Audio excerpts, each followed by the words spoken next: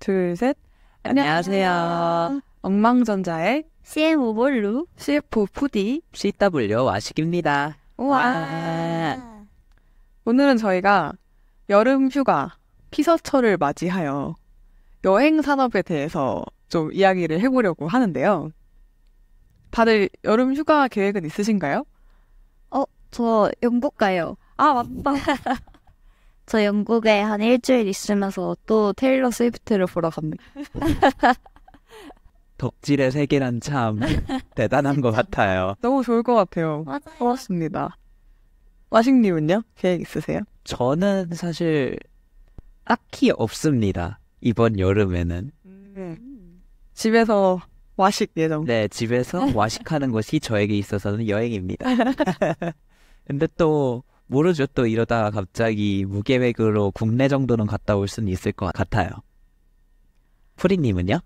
저는 자아를 찾아서 여행을 좀 떠나려고 오, 명상센터에 다녀오려고 합니다. 명상센터요? 한 며칠 가시나요? 한 9박 10일 정도 코스가 있더라고요. 꽤나 오래 가시네요. 중간에 탈출할 수도 있어요. 제가 무사히 그 수료를 하고 돌아온다면 또 그 후기도 한번 엉망 토크에서 풀어보도록 하겠습니다. 굉장히 궁금해집니다. 9박 10일 명상하러 간 사람 제 주변에 없거든요. 전 약간 자극을 즐기러 가는데 자극을 없애러 가시네요. 다른 종류의 자극일 수도. 그렇죠. 때로는 무자극이 최고의 자극일 수도 있죠. 맞아요. 그래서 저희 여행 너무 좋아하잖아요. 근데 저희만 좋아하는 게 아니라 그냥 한국인들 다 좋아하는 것 같아요. 다들 좋아하죠. 세계 사람들도 다 좋아하는 것 같은데 이게 여행 산업의 규모는 계속해서 성장을 하고 있습니다. 이게 사실 2020년부터 2022년까지 이제 코로나의 직격탄을 좀 맞으면서 시장이 전체적으로 아무래도 확 위축이 됐었는데 작년부터 좀 다시 회복세에 접어든 것 같아요. 그래서 블룸버그에서 발표한 리포트를 보니까 앞으로 향후 10년 동안 전체 이제 세계 GDP가 성장하는 것보다 여행 산업이 성장하는 속도가 더 빠를 거다. 그래서 이제 GDP 중에서 여행 산업이 차지하는 비중이 점점 더 늘어날 거다라고 전망을 하더라고요. 그게 어떤 것을 시사하는 걸까요? 이 산업은 계속 커진다. 계속 커진다. 그리고 그 안에 계속 다양한 플레이어들이 나올 것이다. 라는 생각이 드네요. 어쩌면 전 세계 사람들이 조금 더 여행이라는 가치에 들이는 금액이 더 커져가는 거니까 여행을 추구하는 가치가 더 커진다라고 이야기를 할 수도 있겠죠? 맞아요. 뭔가 가치관의 좀 변화도 반영이 되긴 한 것 같은 게 예전에 저희 부모님 세대들보다 저희 세대의 친구들이 이런 경험하는 거에 좀 더 가치를 두는 것 같아서. 아, 맞아요. 경험하는 거에 훨씬 가치를 많이 두죠. 그래서 여행에 돈을 쓰는 걸 좀 덜 망설이는 경향이 좀 생기지 않았나? 그게 전 세계적으로도 있는 것 같네요. 그렇게 성장한다라고 하는 걸 보니. 그런 거 생각하면은 여행 가서 돈 아끼진 않잖아요. 그쵸. 그럼 어쩔 수 없이 GDP보다 커질 수밖에 없겠네요, 비율이. 과소비하게 되니까. 네. 그래서 저희가 사실 여행 산업이라 하면 너무 크잖아요. 그래서 이걸 좀 어떻게 나눠서 보면 좋을까 고민을 하다가 크게 4가지 유형 정도로 나눠봤어요.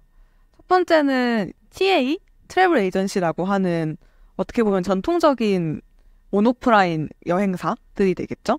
그 유형하고 이제 두 번째로 OTA라고 하죠. 온라인 트래블 에이전시인 건데 해외에는 익스피디아, 부킹닷컴, 아고다, 호텔스닷컴 이런 애들이 전부터 있었고 또 국내에도 이제 야놀자나 여기 어때나 마이리얼 트립, 트리플 같은 이런 모바일 웹 또는 모바일 앱 기반의 플랫폼들이 또 굉장히 시장에서 점유율을 키워가고 있고요.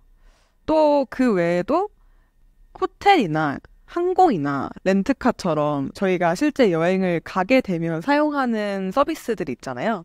그 서비스들을 직접 제공하는 플레이어들도 있고, 호텔 쪽에서는 주요한 브랜드 계열사들이 있죠. 뭐 메리어트 체인이라던가 힐튼이라던가, 또 뭐 항공도 굉장히 다양한 항공사들이 있고요, 나라마다. 또 이제 그 외에 기타 새롭게 등장한 서비스들. 이게 아무래도 시장이 커지면서 소비자들이 원하는 니즈가 다양해지는 걸 노려서 각 영역에서 더 편하고 좋은 서비스들이 등장하는 것 같은데, 금융 서비스들도 있죠. 네, 뭐 트래블 월렛이나 아니면 뭐 트래블 로그 네. 이런 것들 요새는 아니고 한 작년 말, 작년 초 이때부터 약간 해외여행 갈 때는 트래블 로그나 트래블 월렛 챙겨가야지 맞아요. 돈을 그 환전에 쓰는 비용을 아낄 수 있다. 이런 얘기를 되게 심심찮게 많이 들어왔었어요. 원래는 환전을 했어야 했는데, 맞아요. 왜냐면 신용카드 수수료 너무 비싸니까. 근데 어느 순간 이제 환전을 할 필요가 없어지는 그런 상황이 됐고, 또 뭐 트립어드바이저나 옐프 같은 리뷰해주는 서비스들 이런 것도 있고, 최근에 여행 유튜버들도 굉장히 많잖아요. 근데 그 전신이랄까요? 여행이 미치다. 아, 그쵸. 페이스북 페이지에서도 한창 있었던 것 같은데. 맞아요. 맞아요. 페이스북 페이지 통해서 엄청 커지지 않았었어요. 맞아요. 여행 좋아하는 친구들이라면 다들 좋아요 좋아요. 눌러서 팔로우하는 네, 맞아요. 그런 채널이었는데 그런 여행이 미치다와 뭐 유튜버들, 뭐 그 외 여러 여행 콘텐츠들을 좀 제공하는 미디어들까지도 이렇게 나눠 볼 수 있을 것 같아요. 그래서 이렇게 크게 네 가지 중에서 저희는 오늘은 트래블 에이전시, 국내 온오프라인 여행사들과 OTA 중에서도 국내 업체들, 그리고 또 기타 서비스들에 좀 한정해서 얘기를 나눠보면 어떨까 합니다. 아주 좋습니다. 좋습니다. 그래서 저는 저희한테 익숙한 온오프라인 여행사부터 먼저 조사를 해봤는데요. 일단 국내 여행사가 엄청 많으니까 그중에 순위를 어떻게 매기는지가 좀 궁금해서 한번 알아봤어요.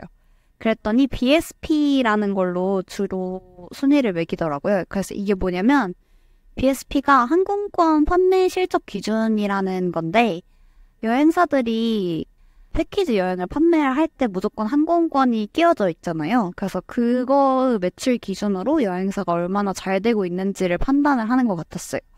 그래서 BSP라는 게 국제항공운송협회가 정산 프로그램을 개발을 해서 제공하고 있는 데이터인데, 사실 이게 회원사들한테만 제공이 되고 유료여가지고 정확한 정보를 최신 거를 가져오지는 못했는데, 23년 기준 상반기로 보면은 탑 10에 하나투어, 인터파크, 노랑풍선, 모드투어, 타이드스퀘어, 온라인투어, 마이리얼트립, 시트리 코리아 등등이 있대요.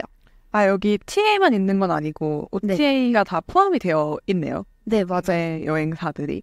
이게 아무래도 BSP라고 그 지수 기준으로 하다 보니까 항공권을 판매를 하고 있으면은 그 집계에 다 포함이 되는 것 같아요.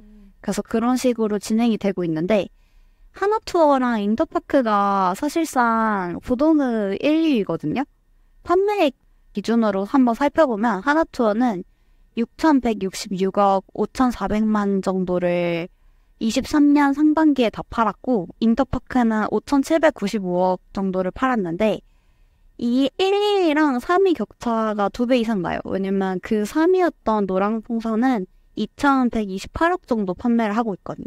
이게 거래액인 거예요? 네, 거래액 기준. 항공권만이에요? 아니면 네. 항공권만? 네. 항공권만 기준으로 나온 금액이 이 정도 돼가지고, 어쨌든 우리나라에서 현재 국내 여행사에서 제일 유명한 건 하나투어와 인터파크이다. 근데 저도 이런 하나투어, 인터파크 같은 여행사들을 잘 찾진 않는데, 이제 항공권 예매할 때 혹시 땡처리 항공권이 있나 하고 찾아보긴 하는 것 같아요. 맞아요. 왜냐면 이런 여행사들이 미리 좀 표를 단체 구매를 해서 킵해두니까, 그게 어떤 시점에서는 제가 개별적으로 막 스카이스캐너 같은 데 검색하는 것보다 더 싸게 특가가 뜰 때가 있더라고요. 맞아요. 이미 확보한 항공권을 이 여행사 입장에서는 싸게라도 터는 게 이득이니까 그런 식으로 조금 땡처리 항공권을 판매를 하는 경우도 있는. 이게 한 6,166억이라고 해가지고 되게 크다라고 생각을 했는데 네. 보통 왕복 비행기권 한 100만 원 정도로 잡으면 될까요? 맞아. 그렇게 잡으면은 계산해보니까 그냥 한 61만 명? 그쵸. 네, 상반기에 이제 1등 뭐라고 해야 될까요? 1등 플랫폼이? 네, 1등 플랫폼이 61만 명이다라고 생각하면 합리적인 것 같긴 하네요. 거기가 합당하다? 네, 계산이. 맞아요. 그래서 그 기준으로 많이 얘기를 하고 여기서 저는 좀 신기했던 게 마이리얼 트립이 10위 안에 있어가지고 좀 알아봤거든요. 그랬더니 23년 5월에 홀세일 항공권 시스템을 오픈을 했대요. 근데 이게 뭐냐면 B2B 항공 시스템인데 200만 원 이상 금액을 발권할 때마다 인센티브를 2.3% 정도 제공을 한대요. 근데 이게 제휴사들 입장에서는 엄청 이득인 게 보통 이렇게 인센티브를 주는 기준이 1,000만 원 단위로 책정이 되어 있는데 200만 원 기준으로 책정이 된 게 엄청 센세이션하다고 하더라고요. 그래서 그것 때문에 순위에 올라왔지 않나라는 생각이 들었습니다. 아, 그리고 그 발권 매수 관련해서 네. 제가 본 숫자가 있는데 그 2019년 기준이긴 한데 한국인이 해외여행을 나간 사람 수가 2019년 한 해에 1,750만 명이었대요. 그러면 한 달에 한 150만 명 정도 나가는 거잖아요. 근데 1위가 60만 명 정도면 한 달에 10만 명? 뭐 좀 더 저렴한 아시아 국가들까지 있다 쳐도 한 20만 명 정도일 텐데 그러면 전체 점유율 기준으로 10%가 안 되네요. 150만 명 중에 10만 명에서 뭐 맥스 20만 명이니까 약간 한 7%, 한 12%? 이 정도 되는 것 같아요. 아, 그러네요. 계산 완료. 그래서 보니까 이런 데서 이용을 하는 경우도 있고 이제 항공사들을 통해서 직접 예약하는 비중도 있는 것 같다. 그러네요. 네. 그렇네요. 그래서 이제 여행사라고 하면은 저는 사실 패키지가 가장 먼저 떠올라서 패키지 시장 관련해서도 조금 찾아봤는데요. 코로나 이전이랑 이후 분위기가 조금 많이 달라졌어요. 달라졌을 것 같긴 해요. 네. 코로나 이전에도 패키지 시장이 계속 성장을 해오고 있었긴 하거든요. 그래서 2014년부터 2018년 동안 국내 패키지 여객자 수가 연평균 성장률로 13% 정도 됐는데 근데 그때는 역시 주요 고객층이 51세 이상이었습니다. 그래서 그 여행사 입장에서도 이 주요 고객층은 출국자 수가 다른 나이대 출국자 수보다 성장을 하고 있어가지고 그래도 우리는 계속 패키지 시장이 성장할 가능성이 있고 확대될 가능성이 높다라고 생각을 하고 있었는데 코로나가 터졌죠. 그래서 코로나로 인해서 가장 직접적으로 영향을 많이 줬던 게 여행사라고 할 수 있는데요. 하나투어가 지금 관련 자료를 공개를 하고 있어서 한번 확인을 해봤는데 2022년에 7월 패키지 여객 수가 2019년 대비 10% 수준으로 감소를 했다고 해요. 거기가 10% 감소가 아니고 10% 수준으로 감소니까 90% 감소인 거예요? 그쵸. 그래서 여행사 많이 줄었네요. 맞아요. 진짜 많이 줄어서 여행사 입장에서는 이걸 어떻게 다시 회복할지가 가장 주요한 관건이었을 것 같은데 패키지 여행의 트렌드가 조금 바뀌어가지고 원래는 저가형 패키지가 많이 팔려서 그걸로 인해서 수익을 얻는 구조였다면 지금은 다시 프리미엄 패키지 여행이 강세여가지고 그 관련 상품들을 쏟아내고 있어요. 그래서 하나투어에서는 하나팩 2.0이라는 걸 내고 있고 모두 투어에서는 모두 시그니처라는 걸 내고 있어요. 약간 그 가전 업체들에서 네. 시그니처 라인 내는 것 같은 느낌. 맞아요. 이름이네요.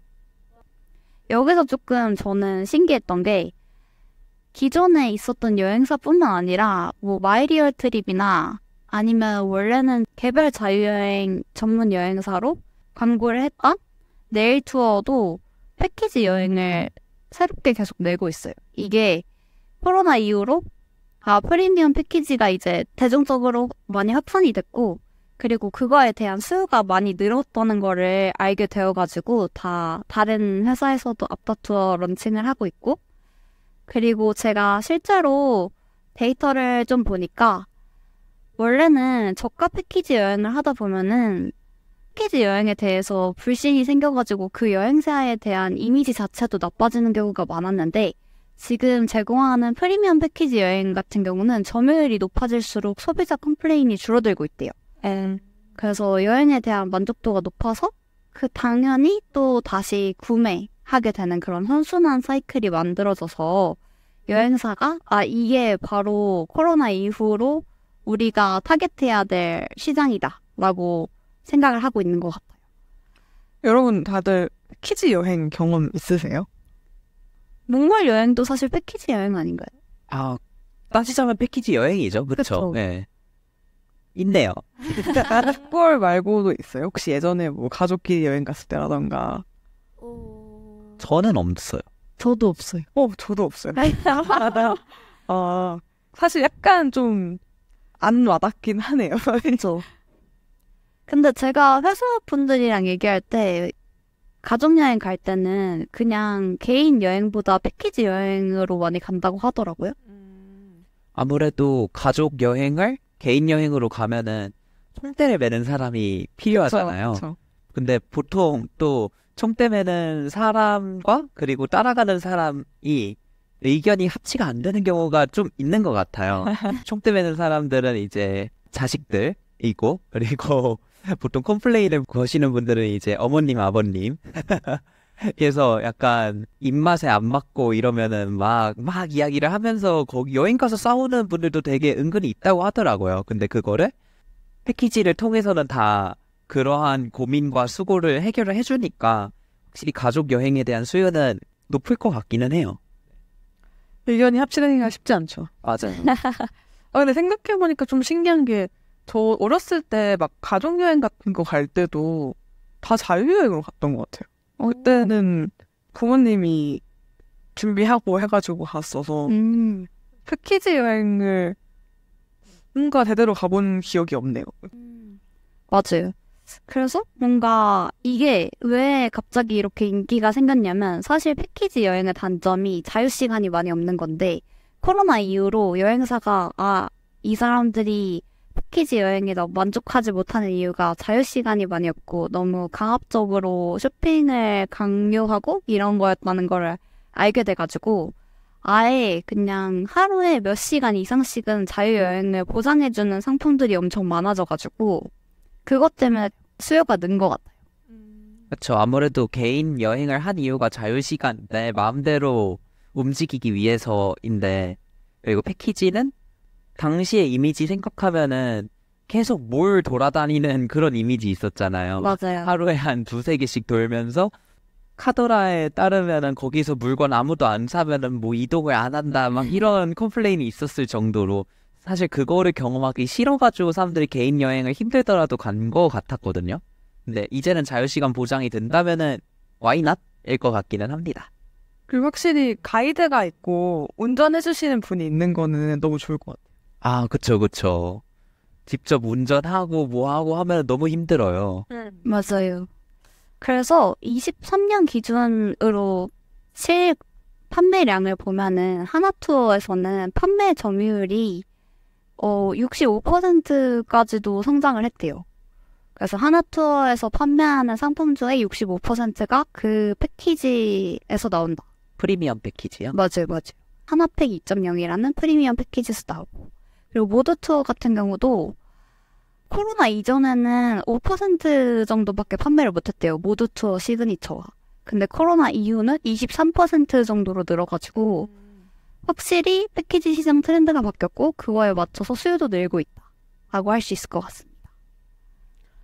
저 생각나는데, 저희 부모님이 장기 근속 뭐 이런 거 했을 때 회사에서 보내주는 그게 패키지로 최근에 갔다 오셨었거든요. 네. 어디였지? 터키를 갔다 오셨는데, 확실히 그런 기업 상품? 기업에서 판매하는 B2B 상품은 이런 식으로 패키지로 많이 운영이 되지 않나 싶네요. 저도 막 학교에서 가고 이런 것들은 맞아요. 학교에서 가는 것도. 무조건 패키지. 맞아요. 맞아요. 그래서 그런 식으로 많이 성장을 하고 있고 생각보다 많은 사람들이 패키지 여행을 이용하고 있다. 그리고 하나투어에서는 포스트 코로나 시대의 여행 산업 트렌드라고 5가지를 뽑아놨길래 한번 가져와 봤는데 먼저 첫 번째는 차별화된 여행이래요. 그래서 이제 사람들이 해외여행 자체가 대중화가 돼가지고 다른 사람들이 가는 루트가 아니라 다른 루트를 가서 차별화된 여행을 하는 거를 원하고 그리고 가격 저항성이 매우 약화됐대요.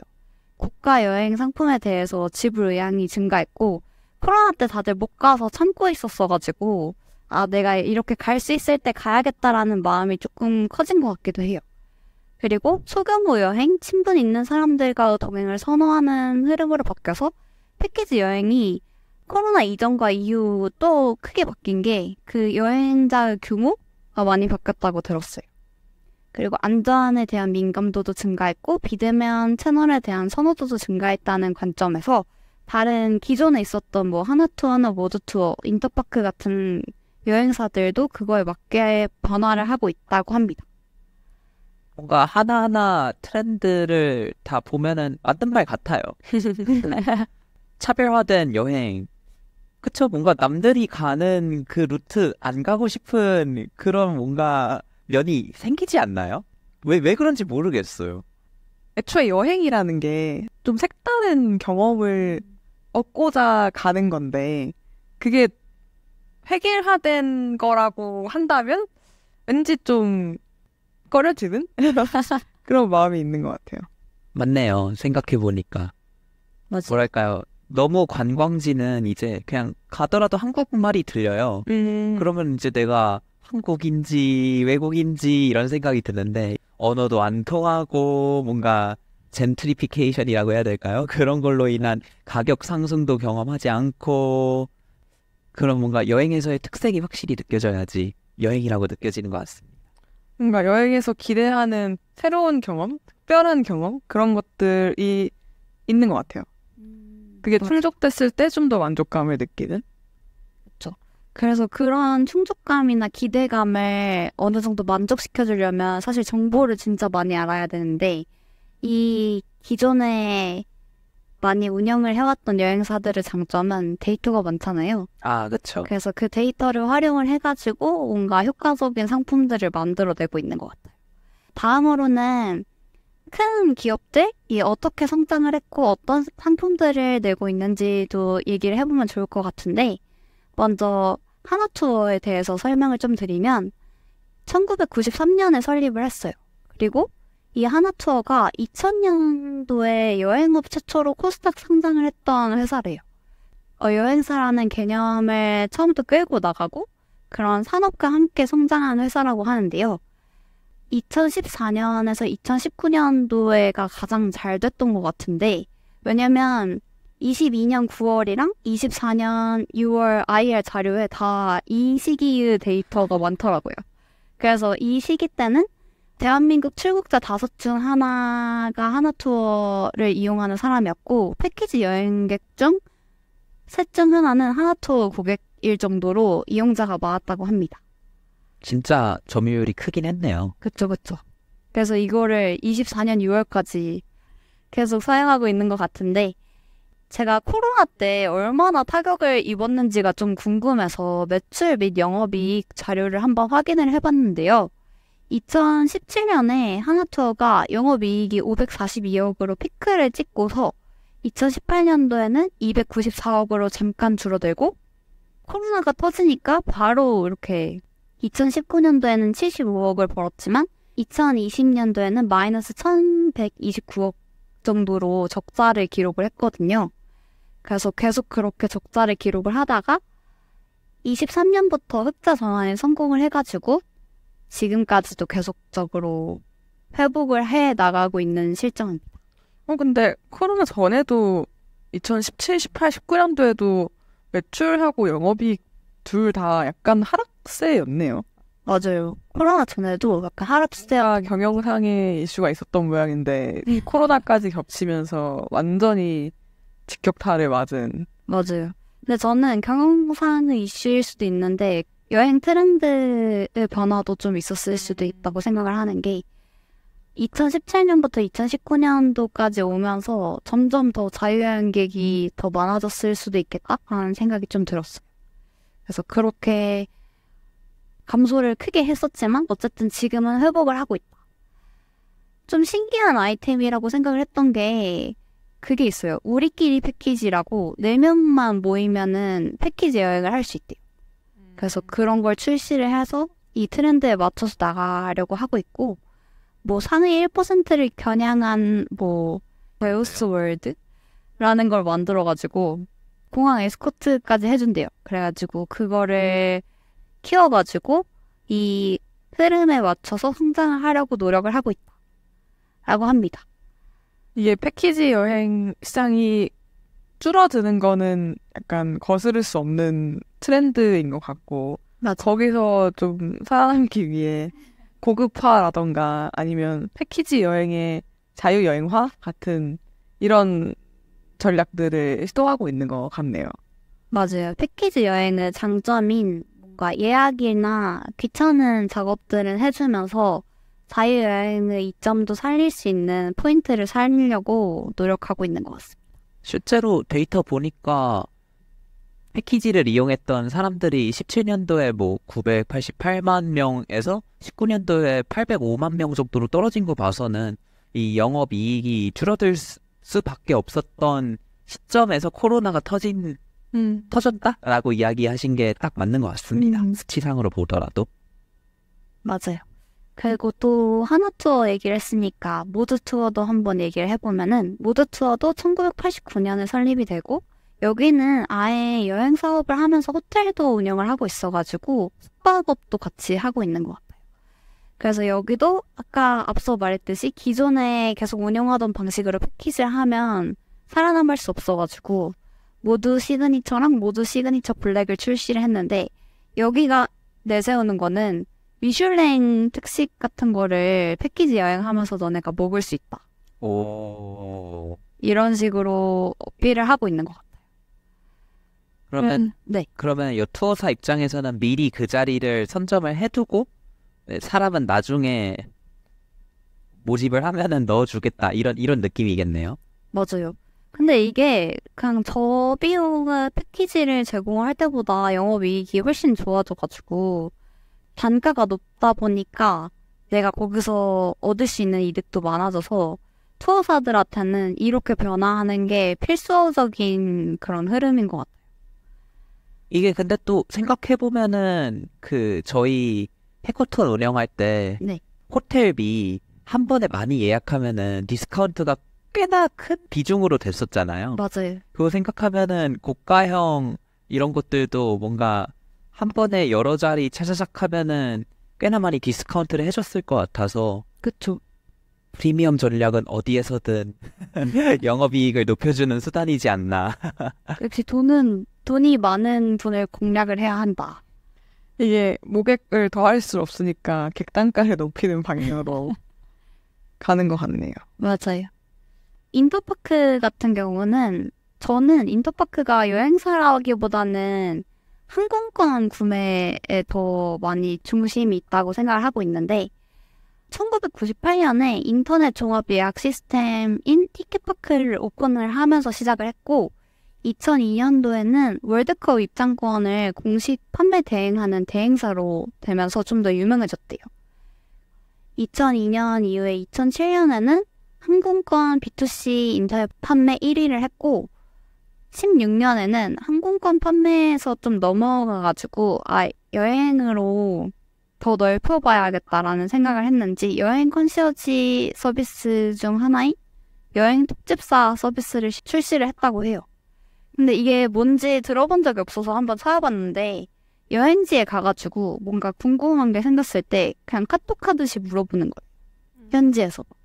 제가 지금 여기가 뭐 9시인데 뭐 할 수 있나요? 이런 걸 물어보는 서비스였던 것 같은데 지금 자료가 많이 없는 거 보니 안 하고 있는 것 같긴 합니다. 아무튼 그렇고 2022년에는 인터파크 입장에서는 좀 큰 사건이 있었는데 4월 30일에 야놀자가 인터파크 지분 70%를 인수를 했어요. 그래서 야놀자에서 인터파크를 인수를 하면서 원래는 뭐 음악 산업도 하고 다른 그런 산업군에서도 사업 분야를 넓히고 있었는데 이제 여행이랑 예약 관련된 서비스만 진행을 하자 이런 식으로 완전 노선이 확정이 됐고 4월에 인수를 마치고 6월에는 인터파크랑 트리플을 합병을 했대요. 트리플은 사실 야놀자에서 운영을 했던 서비스였는데 이렇게 인터파크랑 M&A를 하면서 같이 합쳐서 더 큰 여행 기업으로 만들어진 것 같습니다. 저는 사실 인터파크는 항공보다도 그 티켓 예매하는 서비스로 인지를 하고는 있었어요. 아, 저도요. 네, 뭐 콘서트 연다 하면 보통 인터파크 아니면 가끔 멜론 티켓 맞아요. 이었어가지고 내 항공권이 1위였구나 2007년도에는. 그건 몰랐네요. 그렇습니다. 아무튼 정리하자면 기존에 있었던 여행사들도 여행 트렌드가 바뀌면서 고급화 전략을 많이 하고 있어서 패키지 여행은 제공 서비스 질이라든지 뭐 형태도 많이 달라지고 있습니다. 네, 좋습니다. 몰루님이 이야기해주신 TA에 이어서 OTA에 대해서 이야기를 해보자면 이제 사실은 어떻게 보면 그 모바일 온라인의 확대와 더불어서 약간 이 여행 산업의 새로운 축으로 등장을 해서 지금은 가장 큰 비중을 차지하고 있다라고 봐도 좋을 것 같은데. 저 입장에서는 이게 더 익숙하죠. 그쵸. 사실 그렇죠. 그래서 어떻게 보면 TA도 지금은 OTA랑 크게 구분되지 않게 온라인과 모바일로 다 확장을 해서 사업을 하고 있죠.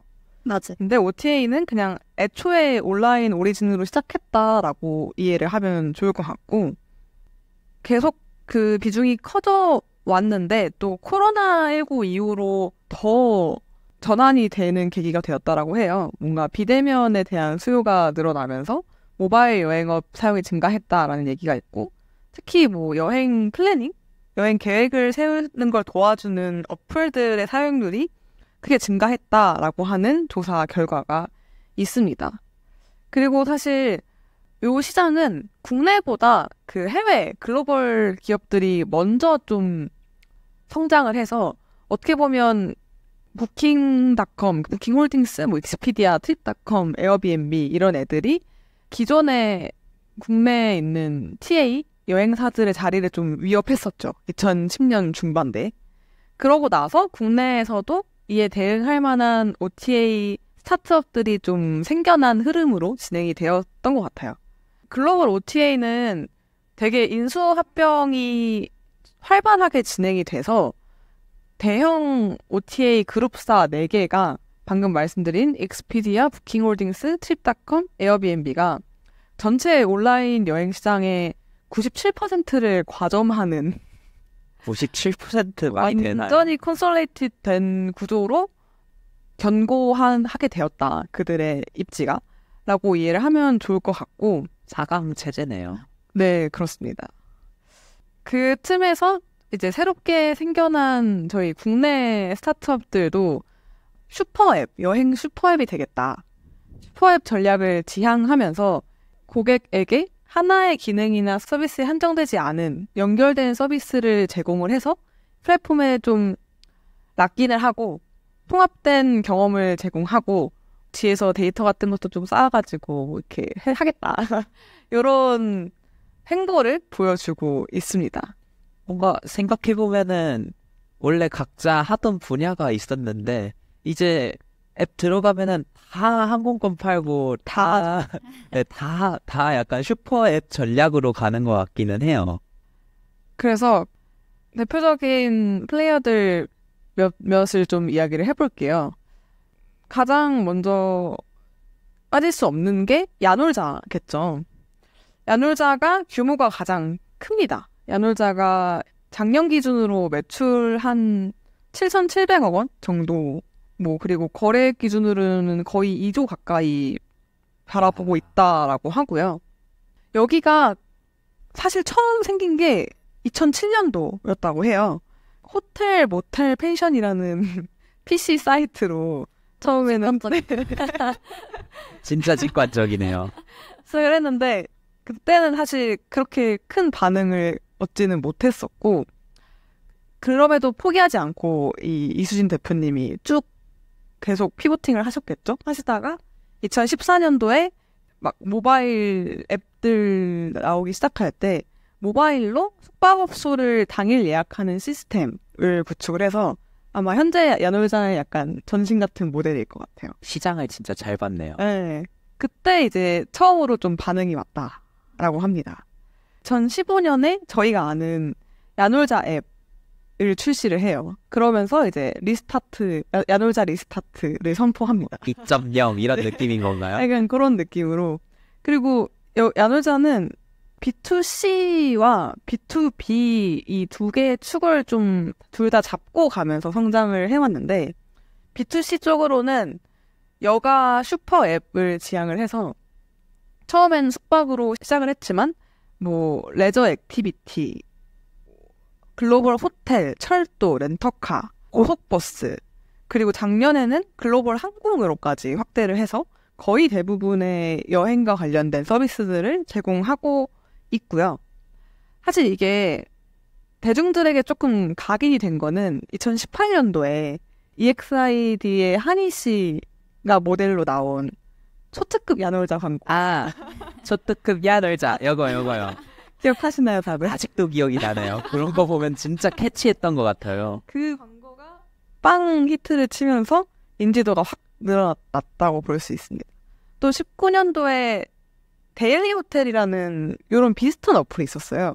거기를 인수를 하면서 국내 숙박 쪽에서 점유율을 확 키웠고요. 그리고 B2B 쪽에서는 야놀자 클라우드라는 별도 법인을 운영을 하고 있는데 여기서 호텔 관리하는 그런 서비스들을 사스 솔루션으로 제공을 하는 사업을 하고 있습니다. 여기는 2017년도에 호텔 자동화 솔루션으로 처음 진출을 했어요. 그러고 나서 계속 사다 붙였습니다. 인 올게닉 성장 전략을 펼쳤고 국내외 가리지 않고 2020년에는 글로벌 호스피탈리티 솔루션 선도 기업인 이지테크노시스라는 곳을 인수를 했고 작년에는 B2B 여행 솔루션 업체 중에 고 글로벌 트래블 GGT라는 곳이 있는데 여기가 또 글로벌리 MS가 높은 곳이었나 봐요. 여기를 인수하면서 이제 200여 국가의 어떤 인벤토리와 또 해외 지사 라인까지 확보를 하게 됩니다. 이거 이 정도의 크기면은 국내에서만 하기에는 아까운 M&A. 그쵸. 여기는 글로벌을 목적으로 하고 있고 또 미국 증시 상장을 목표로 하고 있더라고요.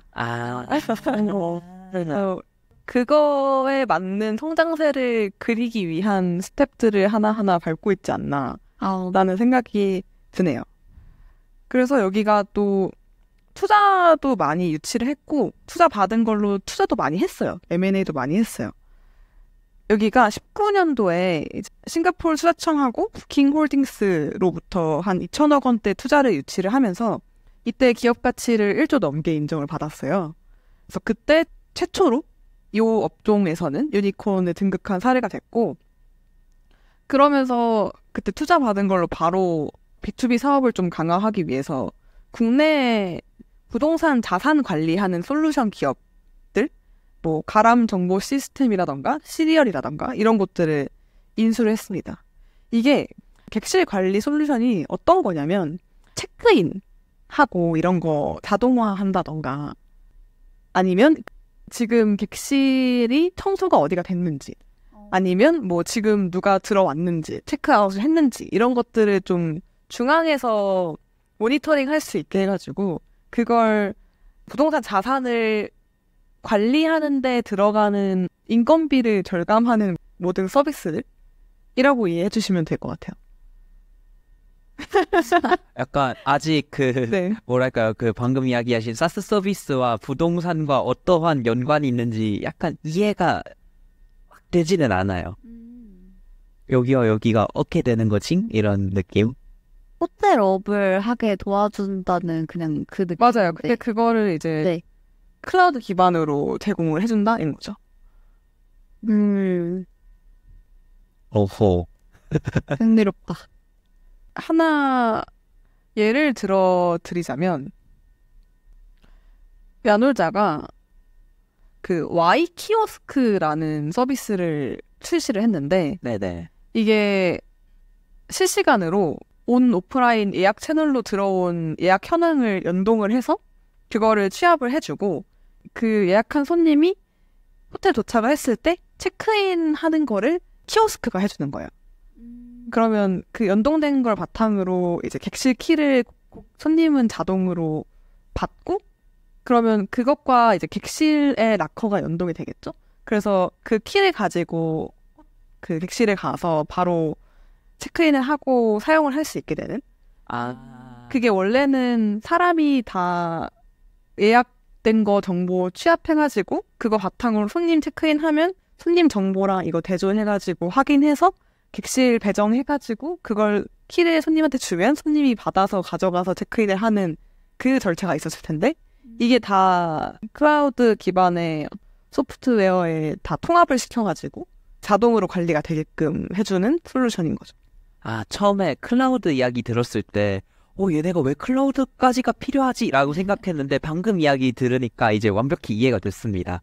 아무래도 호텔 이런 것들은 예약을 받을 때 예약받는 사이트가 되게 다양하잖아요. 네. 인풋이 들어올 수 있는 데가 많은데 그것을 한 번에 다 관리를 해줄 수 있는 그런 서비스다라고 이해를 했습니다. 맞습니다. 그래서 비대면 체크인 아웃이 하나가 될 거고 뭐 객실 정비, 청소하는 거, 뭐 룸서비스 같은 것도 다 연동될 수 있을 것 같아요. 그런 거 주문 받고 하는 거.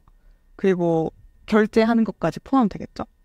그런 모든 B2B 향으로 부동산 관리라고 한 게 호텔을 비롯한 객실들, 네, 공간을 운영하는 사업자들 대상으로 제공하는 서비스라서 그렇게 이야기를 하는 것 같더라고요. 이해했습니다. 그러고 21년도 7월에 그때 굉장히 모든 자산에 버블이 껴있는 시기긴 했죠. 그때 소프트뱅크로부터 2조 원 투자를 유치를 합니다. 했나요? 부자가 됐어요. 부자가 되고 그 이후에 또 대규모 투자들을 좀 하는데 그중 하나가 아까 몰로님 얘기해 주셨던 인터파크 인수. 인터파크를 한 3천억 원 정도 규모로 인수를 했고요. 그러고 나서 사실 인터파크가 티켓 항공 외에도 도서, 쇼핑, 음악 이런 다양한 사업 부문을 가지고 있었는데 사실 야놀자는 처음부터 항공하고 티켓만 좀 관심이 있었다라고 해요. 그래서 그 외의 사업 부문은 하나씩 정리를 합니다. 22년 6월에는 그 음악 사업부가 보유한 음원 저작권을 비욘드 뮤직에 매각을 하면서 550억 원을 회수를 했고 그 다음 해에는 쇼핑 도서 사업 부문을 큐텐에 1,500억 원에 매각을 하면서 투자한 3천억 원 중에 한 2천억 원 가까이는 다 회수를 했습니다. 현명한 투자일 수도? 네, 이 정도면 잘한 것 같아요. 맞아요. 잘한 것 같아요. 22년 6월에 트리플을 합병을 했고요. 트리플은 아마 다들 아실 텐데 여행 루트 짜는 거 도와주는 서비스였잖아요, 원래는. 맞아요. 한때 되게 붐이었죠. 저희 대학생 때 약간 붐이었던 것 같아요. 맞아요. 그게 이제 예약하는 것까지 연동된 서비스로 좀 발전을 해서 운영을 하던 상태였고 20년도에 야놀자가 이미 한번 투자를 한 적이 있었던 스타트업이었나 봐요. 그 트리플을 인터파크가 인수를 하면서 인터파크 트리플로 지금은 부문이 합쳐져서 운영되는 상황이고 다만 그러니까 각사의 플랫폼은 독립적으로 운영을 하되 뭐 여행 콘텐츠나 데이터를 공유하는 방식으로 시너지를 좀 창출한다라고 합니다. 그래서 여기는 굉장히 적극적인 그 M&A를 통해서 좀 빠르게 파브박 규모의 성장을 해왔고요. 그냥 간단히 봐도 매출이 2021년에 한 3천억 원대였던 게 2022년에는 6천억 원이 되고 인터파크를 인수했으니까요. 그러고 23년에는 또 7,700억 원까지 성장을 해서 올해 미국 증시 IPO를 준비하고 있다라고 합니다. 저희 저번에 이야기했던 네이버 웹툰에 이어가지고 맞아요. 요즘 다들 미국 증시 상장을 노리네요. 트렌드인가요? 근데 여기 살짝 좀 이슈가 있었던 게 영업이익은 사실 안 좋아요. 그래서 매출이 성장한 거에 비해서 21년 영업이익이 500억 정도가 찍혔는데 22년에는 100억 원대였다고 하고 작년에는 17억 원이었대요. 규모에 비해서 말도 안 되는 네, 영업이익이네요. 수익성은 사실 지키지 못하고 있는 상황이고 근데 또 약간 이슈가 있었던 게 영업이익이 이렇게 떨어졌는데 CEO들의 보수액이 작년에 100억 원을 넘었다. 영업이익 다 가져갔네요. 라고 하여 조금의 이슈가 있었다라고 합니다. 여기 지금 전문 경영인 체제거든요. 네. 근데 말씀하신 이야기만 들어도 전문 경영인 소재일 것 같은 게 정말 그 어느 때보다 그러니까 저희가 다뤘던 그 어느 기업보다 M&A와 뭔가 매각과 이게 정말 활발히 된 곳인 것 같아요. 슈퍼앱을 만들기 위한 끊임없는 여정. 야놀자 다음으로 얘기해볼 만한 게 여기어때가 있습니다. 여기어때도 유명하죠. 여기어때가 국내 약간 모텔, 호텔 예약하는 서비스로는 야놀자랑 양대산맥 같은 느낌이 좀 있었던 것 같은데 네네. 조금 행보가 다르긴 해요. 이제 여기는 14년도에 설립이 됐고요. 14년도부터 한 18년도까지 꾸준히 성장을 합니다. 18년도 기준으로 매출 한 700억 원에 MAU 280만 명, 등록된 숙박업체도 5만여 개가 넘는 그런 성장을 이룬 상태에서 대표 이슈가 터집니다. 대표 이슈요? 대표님이 불법 음란물 유통 방조 혐의로 입건이 되시면서 왜 그러셨대? 예, 브랜드에 결과적으로는 무혐의 판결이 났다곤 해요. 아, 네. 그래요? 네파드 기업을 보유하고 있었다? 뭐 이런 얘기가 있는데 아무튼 그러면서 브랜드에 굉장히 타격을 입고 19년도에 외국계 PE, CVC 캐피털에 매각이 됩니다. 그러면서 아예 좀 경영진도 손바뀜이 됐어요. 21년도에 CVC 캐피탈 파트너스의 한국 사무소 대표가 여기어때 대표로 선임이 되면서 적극적으로 경영에도 좀 참여를 하게 되었고 그러고 나서의 행보를 보면 여기가 기존에는 아무래도 국내 숙박에 좀 집중된 사업이었다라고 하면 해외여행 시장으로도 사업을 확대하려는 움직임들이 있었습니다. 그래서 21년에 해외 항공을 하려고 온라인 투어의 지분을 20%를 인수를 했고요. 22년도에는 본격적으로 해외여행 시장에 진출을 해서 일본이나 베트남 같은 좀 아시아권에 집중을 해서 그 부분의 매출이 빠르게 성장을 했다라고 합니다. 그리고 그해, 그러니까 22년도에 여기어때도 어쨌든 기업가치 1조 인정을 받으면서 유니콘에 등극을 했어요. 그래서 작년 기준으로 실적을 보면 여기가 거래액이 1.75조 원 정도 되고 매출은 3천억 원? 그러니까 야놀자의 절반이 조금 안 되죠. 근데 영업이익은 464억 원으로 최근 5년 동안 계속 흑자를 유지하고 흑자세도 늘어나고 있는 그런 모습을 보여주고 있어요. 이게 사실 아무래도 P가 인수를 해서 운영을 하면 좀 수익성 위주로 사업을 하는 경향이 있는 것 같아요. 그래서 막 아쉬워하는 목소리도 있는 게 CBC가 보수적으로 운영을 해서 야놀자가 치고 나갈 때 따라가지 못했다. 그러니까 뭐 예를 들면 뭐 인터파크나 트리플 이런 야놀자가 인수를 한 곳들도 여기어때도 검토를 했었는데 하나도 통과되지 못하고 좀 적극적인 투자를 하지 못하면서 규모의 성장에서는 좀 뒤처진 게 아니냐라고 하는 목소리도 있다고 합니다. 공격적으로 투자를 하지 못했군요. 그쵸. 안 한 거겠죠. 그렇죠. 네, 정정하겠습니다. 네. 그래서 지금 올해 24년이잖아요. 그러니까 이 CVC 캐피털이 인수를 한 지 5년이 되는 해란 말이죠. 그래서 엑싯을 고민하고 있어요. 원래는 매각을 하려고 했는데 원하는 기업 가치가 1조 5천억 원 수준이라고 해요.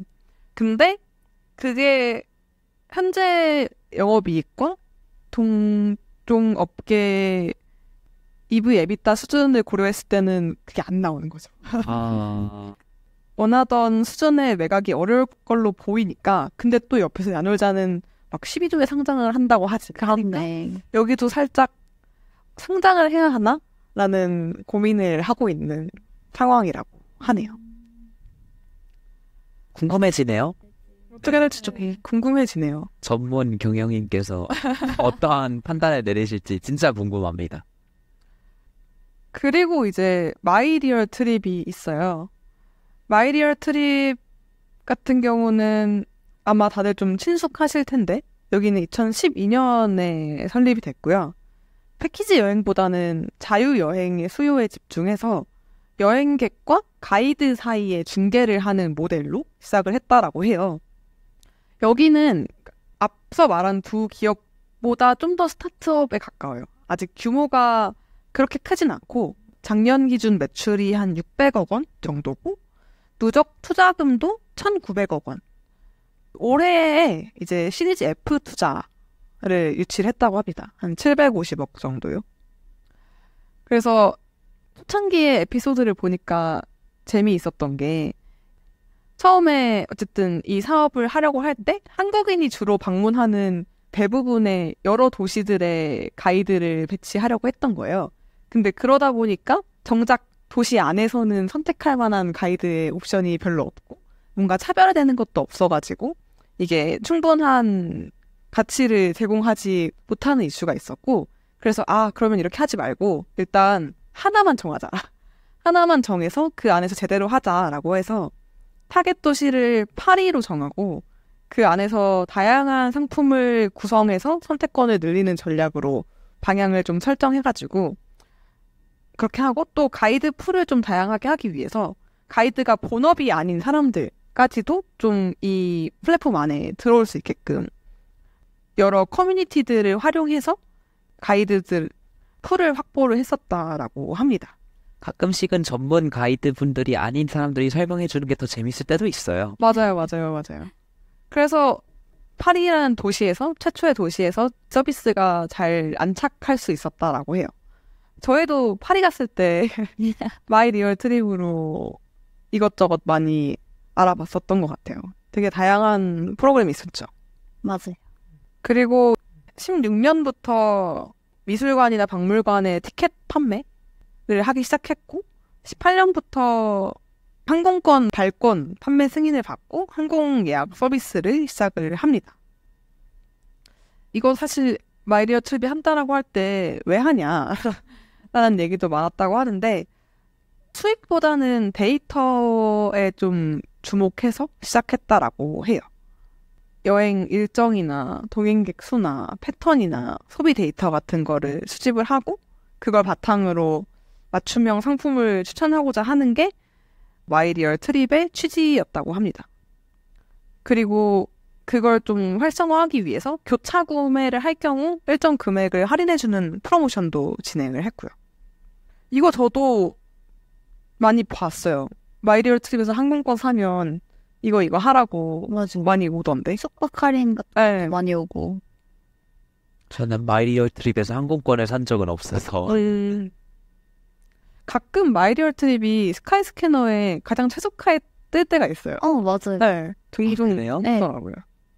그리고 21년도에는 내부 프로그램들을 좀 다양화하기 위해서 니치한 서비스를 제공하는 스타트업들을 인수를 합니다. 여기도 인수를 시작했군요. 인수를 합니다. 근데 규모는 좀 작은 것 같아요. 키즈 여행 플랫폼 동키 아니면 K 콘텐츠 바탕으로 외국어 서비스를 제공하는 스타트립 그리고 숙박과 오피스가 결합된 워케이션 공간을 운영하는 오피스 제주 이런 곳들을 인수를 했다라고 합니다. 뭔가 그 인수한 기업 이름만 들어도 이전에 이야기했던 야놀자가 인수한 그 느낌과는 사뭇 다른 그쵸. 조금 더 니치한 어느 한 곳을 바라보는 느낌이 좀 큰 것 같아요. 그렇게 이제 B2C 라인을 좀 보강을 하고 완전히 마이리얼 트립은 B2C 중심이었잖아요. 네. 근데 B2B 사업을 좀 강화하고자 작년에 하나투어의 전 대표를 영입해서 B2C 사업 부문을 별도 그 CIC로 사내 독립 법인으로 설립을 했다고 하네요.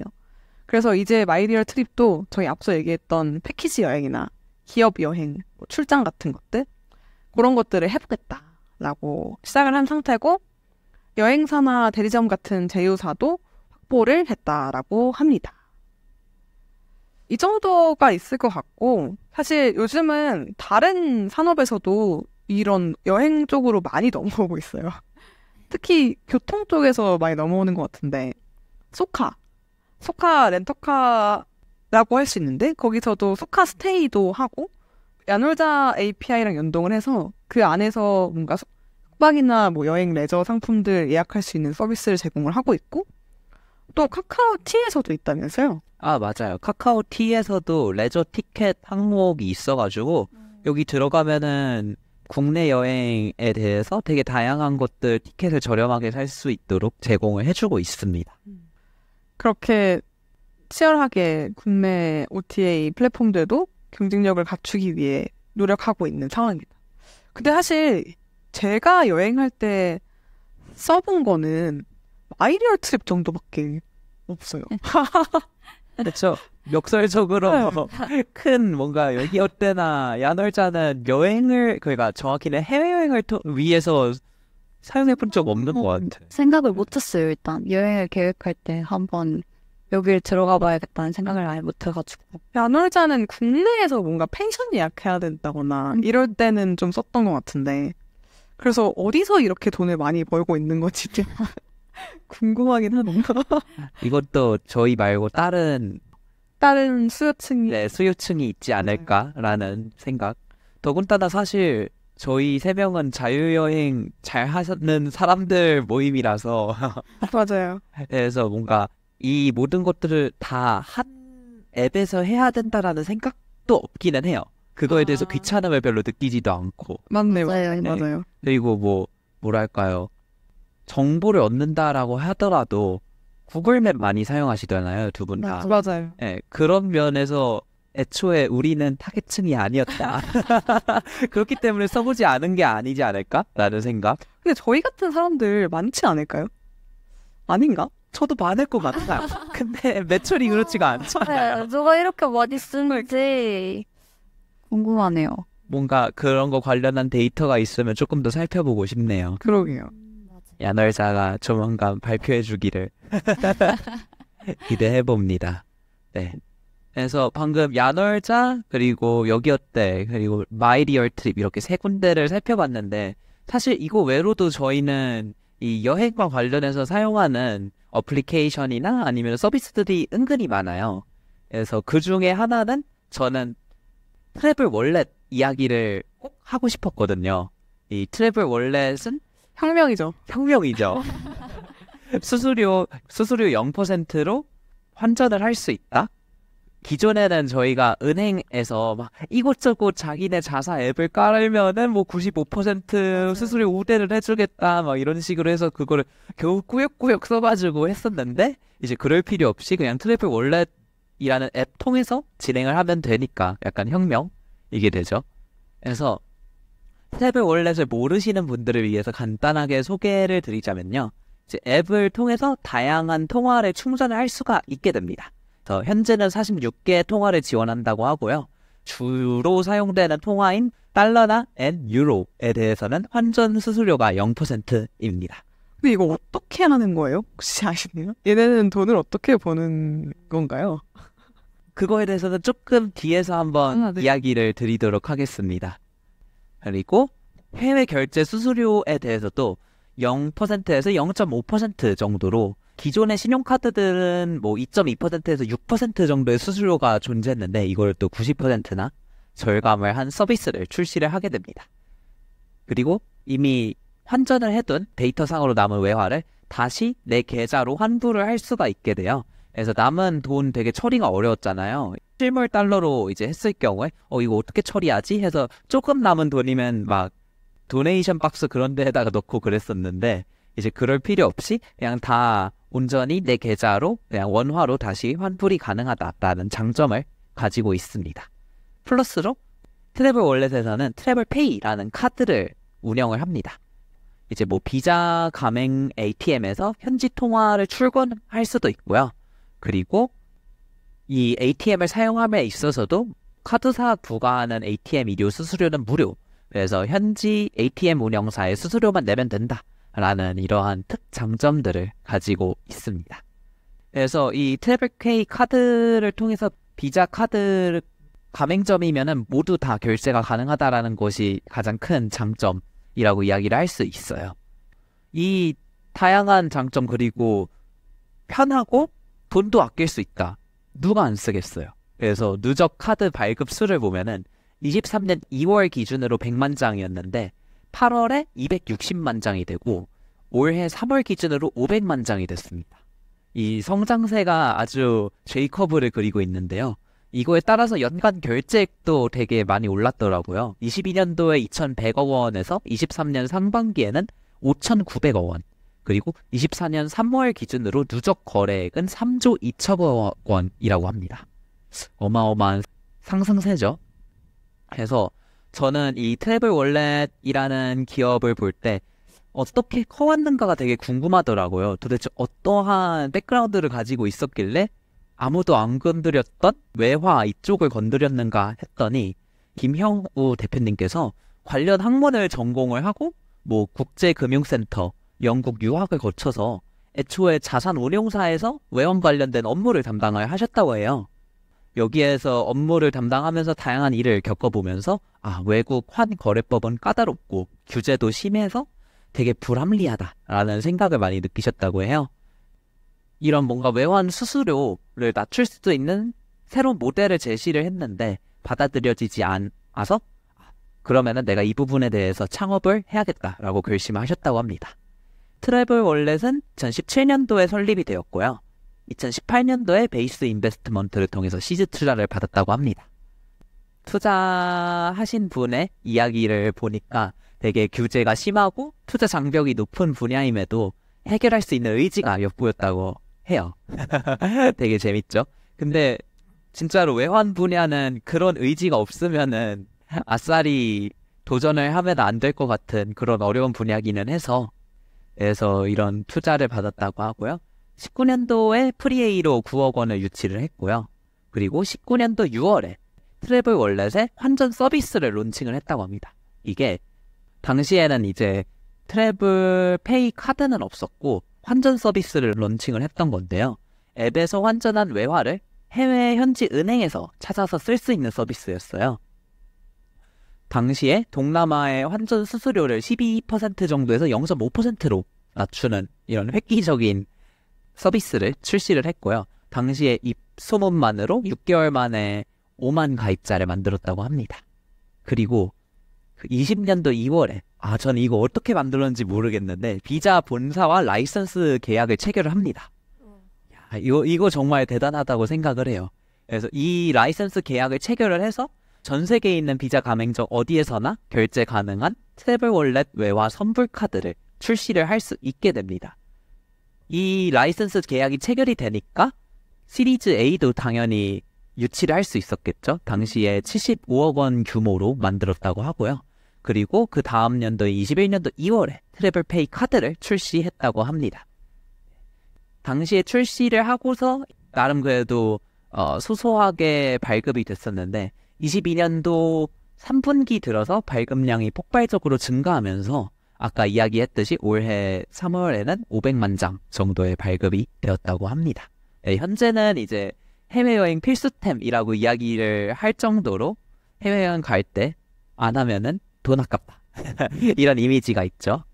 현재는 또 여행 할인이나 아니면 직구 쪽도 진행을 하고 있어요. 뭔가 직접적으로 파트너십을 맺는 경우도 있지만 대부분은 해당 여행이나 아니면 직구 쪽에 특화된 회사와 협업을 하고 있습니다. 뭐 예를 들면은 롯데 면세점, 알리익스프레스, 아고다 아니면은 뭐 보험이랑 해서 라이나 손해보험 이런 쪽과 협업을 해가지고 다양한 제품들도 팔고 있습니다. 트래블 월렛 같은 경우에는 앞으로의 미래가 되게 궁금해졌어요.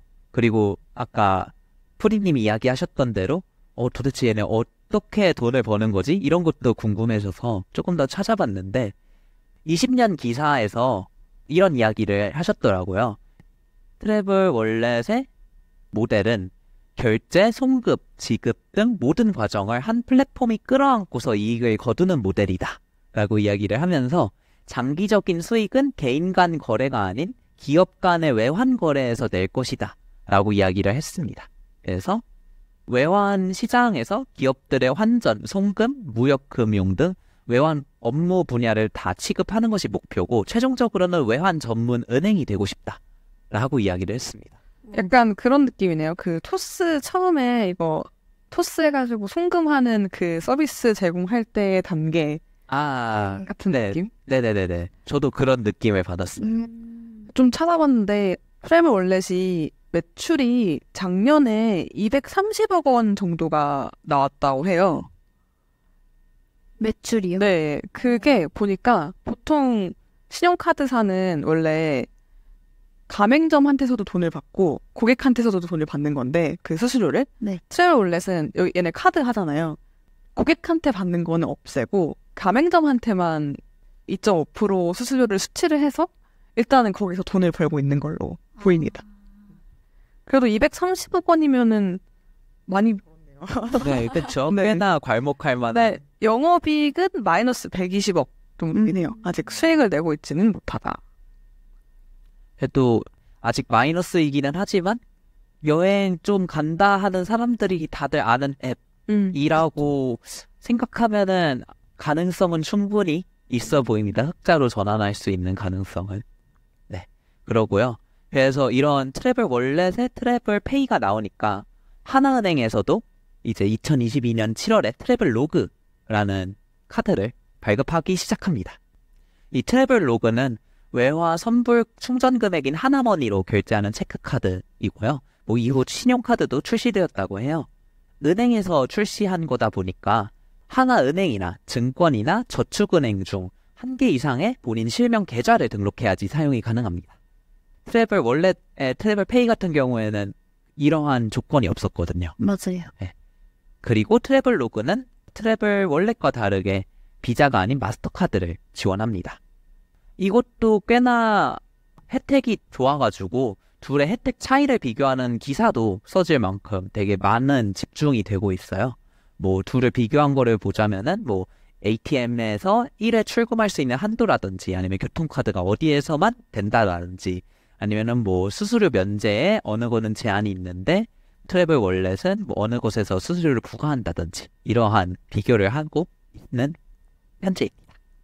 맞아요. 이게 일본 가보니까 트래블 로그에서 제휴가 돼 있는 ATM 기계가 또 트래블 월렛이랑 달라가지고 맞아요. 어디가 뭐 더 ATM 기계가 많으니까 여길 갈 때는 이게 더 편하다 막 이런 식으로 많이 나오더라고요. 맞아요. 그러기도 하고 저는 또 그런 경험 생각해보니까 작년에 파리 갔을 때 트래블 월렛으로 결제를 하려고 했는데 실패를 하더라고요. 텍스 리펀드를 받으려고 하면은 그 카드로 결제를 할 수가 없더라고요. 네. 그래서 당시에 현금으로 리펀드를 받겠다라고 이야기를 했던 기억이 있습니다. 네, 트래블 월렛에 대한 이야기를 잠시 나눴고요. 또 다룰 수 있는 기타 서비스 중에 하나는 저희가 여행을 갈 때 가장 참고하는 게 무엇일까요? 저희는 항상 리뷰를 찾아봐야죠. 그쵸. 자유여행을 자주 하는 사람들에게는 리뷰를 하는 리뷰 서비스가 그 어느 무엇보다도 되게 중요한데요. 여기에서의 약간 특출난 기업이 있다라고 하면은 한 번쯤 들어보셨을 만한 트립 어드바이저가 있습니다. 트립 어드바이저 같은 경우에는 이 관광지 특화된 리뷰를 볼 때 되게 많이 참고를 하는 것 같아요. 그래서 처음 가는 지역이나 이런 거 있을 때 순위로 이렇게 관광 명소들을 볼 수가 있잖아요. 그래서 대부분의 사람들은 여기를 이렇게 둘러서 보는구나 이런 걸 할 때 되게 참고를 많이 하고 그리고 거기에 이제 리뷰들이 다들 달리는데 그 리뷰가 되게 좋아요. 뭐랄까요? 나쁜 것도 있고 좋은 것도 있고 마냥 좋지가 않아서 볼 때 뭔가 참고하기 좋은 것 같아요. 맞아요. 뭔가 좀 더 객관적인 느낌이랄까요? 그래서 되게 많이 참고를 합니다. 현재는 OTA 느낌으로 호텔하고 뭐 액티비티, 음식점, 항공권 모두 서비스를 하고 있더라고요. 오, 이건 또 몰랐네요. 저는 그냥 단순히 리뷰만 하는 줄 알았어요. 네, 저도 그런 줄 알았는데 지금은 다 서비스를 하고 있습니다. 그래서 트립어드바이저는 어떻게 커져왔는가에 대해서도 한번 살펴봤는데요. 혹시 트립어드바이저가 1999년에 설립된 거 알고 계셨나요? 아니요. 이렇게 오래전에 시작할 줄 몰랐는데, 굉장히 좀 오래됐네요, 생각보다. 네, 진짜 오래된 회사더라고요. 초기의 비즈니스 모델은 인터넷의 여행 정보를 B2B로 판매를 한다라는 것이 이 친구들의 모델이었다고 해요. 여행 콘텐츠를 정제하고 가공을 해서 온라인 여행 사업자들에게 판매하는 것을 꿈꿔왔는데 막상 성사시킨 계약은 한 건밖에 없었다라고 합니다. 이것은 나의 길이 아니다 하고서 이 B2B 사이트를 B2C 사이트로 전격적으로 탈바꿈을 시킵니다. 이 사이트에 들어온 트래픽 중에서 숙박에 관심 있는 사람들을 아까 이야기했던 여행 사업자, 여행 사이트들, 뭐 야후나 아니면 익스피디아와 같은 곳으로 보내주는 비즈니스 모델로 변경을 했다고 해요. 이렇게 변경을 하고 아까 이야기했듯이 B2C로 변경을 했잖아요. 리뷰 특화된 사이트로 변경을 하다 보니까 이제 트래픽이 막 생겨나기 시작을 한 거죠. 네, 이런 트래픽을 만들기 시작하면서 약간 플라이휠이 잘 그려지기 시작합니다. 한 번 성사가 되니까 우리도 여기서 홍보해줘 이런 식으로 가다 보니까 금액을 많이 벌 수 있었다고 해요. 네, 그리고 이 이후에 이제 여러 사이트들이 자기들을 홍보해달라고 하니까 이것을 또 어떻게 현명하게 풀었냐면요. 경쟁 과금 광고 모델을 제안을 하게 됩니다. 여러 사이트를 한 번에 노출을 시키고 상위에 노출되기 위해서는 더 큰 금액을 지불하는 되게 익숙하지 않아요, 이 모델? 배민 아닌가요? 네, 그쵸. 네, 배민과 거의 동일한 그런 광고 모델을 제안을 하게 되었어요. 그래서 이 트립어드바이저가 되게 뭐랄까요, 당시에는 없었던 뭐 구글이나 배달의 민족이나 이런 모바일 그리고 인터넷 특화된 서비스들보다 더 일찍 이런 모델을 만들었다는 게 되게 재밌더라고요. 2004년도에 트립어드바이저의 매출은 3천만 달러였다고 합니다. 근데 이곳을 만든 팀원의 수는 겨우 30명밖에 되지 않았어요. 너무 멋있지 않아요? 진짜 대박이네요. 네. 그래서 그 2004년도에 2억 1천만 달러에 익스피디아나 호텔스닷컴 같은 여행 숙박 브랜드를 다수 보유한 상장사인 IAC에 인수를 하게 됩니다. 당시에 창업자는 이거를 되게 아쉬워한다고 해요. 왜냐하면 현재 23년도에 트립어드바이저의 매출은 2조 원이 넘기 때문이라고 하는데요. 그래도 빠르게 인수 합병을 했기 때문에 지금의 경제적 자유를 누린 것이 아닌가 라는 약간의 볼멘 소리도 해봅니다. 근데 2004년이면 진짜 빨리 인수하고 털고 나온. 네, 그쵸. 느낌. 빠르게 털고서 빠르게 나왔죠. 그쵸. 그럼에도 불구하고 현재까지도 트립어드바이저를 사용하는 사람들이 꽤 된다는 것을 생각하면은 정말 사이트 잘 운영하고 거기에 쌓인 데이터들이 큰 역할을 하지 않나 이런 생각을 합니다. 뭐 이거 외로도 각 지역에서의 약간 로컬의 리뷰 사이트들도 존재하고요. 뭐 미국 같은 경우에는 옐프가 존재하죠. 혹시 옐프 써보셨어요? 저는 16년에 미국에 한 2달 정도 있었을 때가 있는데 그때 진짜 옐프 많이 썼었어요. 그래서 썼던 이유가 저는 리뷰가 좀 신랄하다 해야 되나? 막 sarcastic해요? 네, 장난 아니었어요. 그래서 이게 여기는 정말 한국 리뷰랑은 다른 시스템이다. 그리고 한국에 만약에 옐프가 들어오면 왠지 망할 것 같은 거예요. 왜요? 왜냐면 이렇게까지 리뷰를 신랄하게 하지 않을 것 같아서 그래서 이런 모델이 이렇게 널리 쓸 수 있는 게 신기하다라는 생각이 좀 들었던 것 같아요. 그리고 일본에는 또 음식 특화된 막 정확히 이름이 기억이 안 나는데 타베로그? 이런 앱도 있고 그래요. 근데 이건 정말 일본인들 전용으로 사용하는, 그리고 또 방금 저희 이야기했던 구글맵 맞죠? 어느 순간 갑자기 리뷰 기능을 많이 사용하기 시작했던 것 같아요. 구글이 어느 순간 밀어줬던 것 같고요. 그래서 구글 맵에는 이제 지역 전문가, 지역 네, 전문가. 로컬 전문가 이런 개념도 있어서 되게 생각보다 그것을 작성하는 것에 뿌듯함을 느끼시는 분들도 있는 것 같습니다. 맞아요. 그리고 뭔가 보는 사람 입장에서도 지역 전문가가 추천한 장소들이 뭔가 좋아 보여가지고 아, 맞아요. 그 사람을 눌러서 그 사람들이 어떤 장소를 리뷰했는지 구경하는 것도 또 나름 재미더라고요. 저 그렇게 한 번도 써본 적은 없는데, 추천드립니다. 한번 재밌- 다음 여행 때 써보겠습니다. 네. 최근 여행은 몽골이라서 쓸 수가 없었어요. 이제 마지막으로 이야기해볼 부분은 여행 미디어입니다. 아무래도 저희가 여행지를 선택하는 데 있어서는 이 여행 미디어가 가장 큰 역할을 하는 것 같아요. 이 여행 미디어에서 엄청난 장관을 보여준다거나 되게 색다른 경험을 보여주면 이런 장소도 있었구나 하면서부터 여행이 시작되는 것 같아서 이 여행 미디어라는 것은 정말 무시를 못하는 것 같습니다. 이 분야에 있어서 우리나라에서 가장 유명한 브랜드는 이제 여행에 미치다. 한 번쯤 들어보셨을 것 같아요. 여미. 맞아요. 여미. 네. 그래서 이 여행에 미치다는 국내 최대의 여행 커뮤니티 미디어인데요. 인스타그램, 틱톡, 유튜브에 걸쳐서 400만의 어디언스를 보유한 자체 채널을 가지고 있습니다. 이게 정말 큰 자산이죠.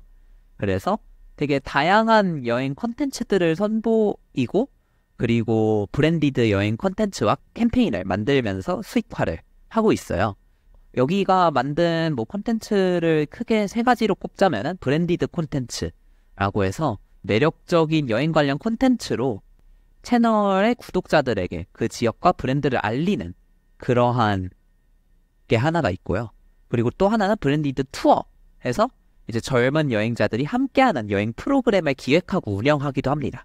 그래서 저 되게 재밌게 봤던 게 이 여행에 미치다에서 주관하는 몽골 투어 이런 게 있더라고요. 8박 9일인가 7박 8일 동안 같이 간다라고 했는데 일반적 금액보다는 조금 비쌌던 걸로 기억합니다. 그래서 댓글에서도 되게 이야기가 상반되는 이야기가 좀 있었던 걸로 기억을 하고요. 그리고 거기서 네. 내세우는 그 장점이 뭐예요? 여행이 미치다가 제공하는 몽골 투어. 에너제틱. 약간 더 후기를 찾아봐야지 판단을 할 수 있어요. 그쵸. 그리고 저는 이거를 여행에 미치다가 하는지는 몰랐는데 크리에이터 패키지라는 게 있더라고요. 다양한 여행 크리에이터들과 브랜드를 연결해주는 역할도 해주고 있습니다. 이런 곳을 광고하고 싶어 라고 하면은 그거와 관련된 여행 크리에이터들을 여행에 미치다가 연결을 해주는 그런 작업도 하고 있더라고요. 저는 이거를 하고 있는지 몰랐는데 아무쪼록 이렇게 여행에 미치다는 여행의 미디어에서 되게 한번 다뤄볼 법한 부분이었고요. 또 기타 등등으로 들어보셨을 법한 게 유디니 그쵸. 들어보셨어요? 아, 그쵸. 유명하죠. 그쵸. 유럽 여행을 가는 사람들에게 있어서는 또 안 구독할 수가 없는 유디니가 있고요. 국내로 보자면은 요새는 또 데이트립이 맞아요. 핫한 것 같아요. 데이트립에서 내는 컨텐츠 퀄리티가 좀 좋은 것 같아가지고 개인적으로 흥미롭게 보고 있습니다. 맞아요. 그리고 또 데이트립이 비단 국내에만 치중되어 있는 게 아니고 해외 이런 볼거리 관광지들도 되게 잘 소개를 해주고 여기는 확실히 큐레이션이 메인인 것 같아요. 남들이 소개하는 것보다 우리의 컨텐츠의 퀄리티가 훨씬 높다라는 것을 강조하고 실제로 커스터머들도 그렇게 받아들이는 것 같고요. 맞아요. 그리고 또 저희가 빼먹을 수가 없는 개인 인플루언서들이 존재합니다. 유튜브나 인스타그램이나 네이버 블로그 등 다양한 플랫폼에서 활동 중에 있는데요. 유튜브 같은 경우에는 저는 이 세 분을 먼저 이야기하고 싶어요. 빠니보틀 곽튜브 원지의 하루. 이 곽바원 조합의 지구마블 세계여행 보셨나요? 저는 그 시즌 1은 봤는데 시즌 2 지금 나왔나요? 아, 시즌2 나왔어요. 그쵸. 그냥 시즌 2는 아직 못 봤어요. 저도 시즌2는 보다 말다 했는데 시즌1은 다 챙겨봤거든요. 맞아요.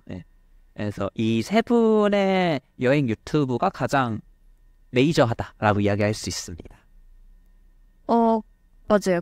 그리고 인스타그램에서 활발하게 활동하시는 분 한 분을 소개하고 싶은데 이분이 인스타그램 아이디가 호텔 메이커 체크인이에요. 그래서 이렇게 지은 이유가 자기가 나중에 호텔을 세우기 위해서 여러 가지 호텔을 다니면서 큐레이션을 한다. 약간 이런 느낌인데요. 오. 이분이 조금 전 독특하다고 생각을 했던 게 큐레이션 방식이 조금 달라요. 예를 들어서 지금 컨텐츠를 몇 개 보면은 다시 가고 싶은 나의 롤모델 호텔 막 이런 걸로도 있고 착잡하다 싶으면 여기로 가보세요. 이런 식으로 내가지고 자기가 어떤 키워드를 잡아가지고 그 키워드에 어떤 호텔이 제일 잘 맞는지 소개를 하고 있는데 그걸 보다 보면 저도 딱히 그 지역이나 뭐 여행을 계획하지 않더라도 그 호텔을 위해서라도 방문을 하고 싶다라는 생각이 들 정도로 퀄리티가 굉장히 좋습니다. 확실히 이런 개인 인플루언서도 아까 이 데이트립 이야기하면서 이야기 나왔지만 이 큐레이션의 관점으로 바라봐야 될 것 같기는 하네요. 이 사람의 취향? 그쵸. 이 사람의 취향을 닮고 싶다라는 느낌으로 구독을 하고 이 사람의 여행지를 그대로 따라가는 느낌이랄까요? 맞아요. 그리고 또 이런 자신만의 브랜드가 있는 사람이 또 광고하는 거는 또 믿을 만하다. 이런 생각. 맞아요. 그래서 뭔가 그런 거를 강점으로 내세운 분들이 많이 보이는 것 같아요, 요즘에는. 아, 전 그래서 되게 웃긴 게 원지 유튜브에 비자 카드가 진짜 많이 그 스폰서 광고를 하거든요. 맞아요. 제가 이게 좀 웃겨요. 근데 또 야물딱지게 엄청 잘 설명을 해주시거든요, 원지님께서. 그래서 되게 재밌습니다. 아, 기업의 브랜드 홍보는 이런 식으로 하는구나, 이런 생각. 맞아요. 저도 그 영상 봤는데 원지님이 너무 찰지게 비자카드 이러면서 하는 거 보고서 역시 이런 분한테 홍보를 맡겨야지 그 광고라는 거부감도 안 들고 기능도 내가 조금 더 쉽게 받아들이는구나 라는 걸 확실히 느꼈어요. 여러분, 저희 오늘 여행 산업에 대해서 굉장히 또 방대하게 다양한 이야기를 나눠봤는데 어떠셨나요? 이거 얘기하니까 더 빨리 여행 가고 싶네요. 여행 산업의 트렌드를 알 수 있어서 재밌던 것 같아요. 정확히는 여행에 집중을 하는 기업들이 다들 슈퍼앱이 되고 싶어 하는구나 라는 트렌드를 알게 되어서 되게 재밌었고요. 그 와중에서 어떠한 스타트업들이 또 니치한 무언가를 만들 수 있을까를 또 주목해보고 싶습니다. 저는 약간 오히려 반대로 이 여행이라는 거에서 과연 플랫폼이 실질적으로 줄 수 있는 가치가 얼마나 되냐 하는 생각이 좀 들어서 오늘 논의하진 않았던 그 실제 서비스를 제공하는 뭐 호텔이라던가 항공이라던가 뭐 이런 렌터카 이런 쪽에서 또 어떤 움직임이 있는지를 살펴봐도 좋겠다, 재밌겠다라는 생각을 했습니다. 그것도 되게 재밌을 것 같아요. 뭔가 자유여행을 주로 하는 입장에서는 이게 플랫폼이 그렇게 와닿지는 않는 것 같아요. 근데 또 대부분은 아닐 수도 있겠네요. 저희가 특이한 걸로. 저희가 타겟이 아닌 걸. 안녕. 안녕.